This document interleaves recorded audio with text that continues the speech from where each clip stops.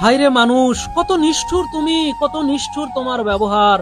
রাস্তার ধারের একটা ফুটপাতের দোকান থেকে এক টুকরো খাবার খাওয়ার কারণে লোকটা তার মাথায় আস্ত একটা সেই জিনিসটা ঢুকিয়ে দিয়েছে ভাই।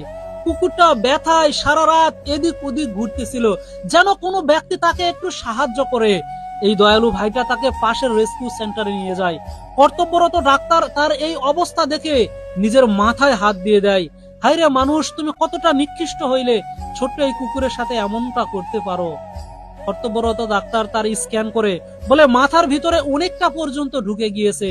তার মাথা থেকে পশমগুলো কাটিয়ে দেওয়া হয়। এরপরে তাকে ওটির বেডে শুইয়ে দেওয়া হয়। প্রায় 2 ঘন্টা পরিশ্রম করে তার মাথা থেকে এই লোহার অস্ত্রটা বের করতে পারে। আহারে ভাই, কুকুরটা না কতটা জ্বালাই ছিল, কতটা কষ্টে ছিল। তাকে আইসিইউতের মধ্যে রাখা হয়। সে ঠিক মতো শুইতে পারে না, ঘুমাইতে পারে না, ব্যথায় যেন জর্জরিত হয়ে যায়। সে বারবার হয়তো এটাই চিন্তা করে, মানুষ তুমি সৃষ্টির শ্রেষ্ঠ জীব হয়ে আমার মতো একটা কুকুরের সাথে কেন এমন দুর্ব্যবহার করলে। এই রেস্কিউ সেন্টারের প্রত্যেকটা সদস্য তাকে এতটাই ভালোবাসা দিয়েছে যে নিজের হাত দিয়ে তাকে খাবার খাওয়াতো। আর আমরা দোয়া করি সে খুব শীঘ্রই তার স্বাভাবিক জীবনে ফিরে আসুক।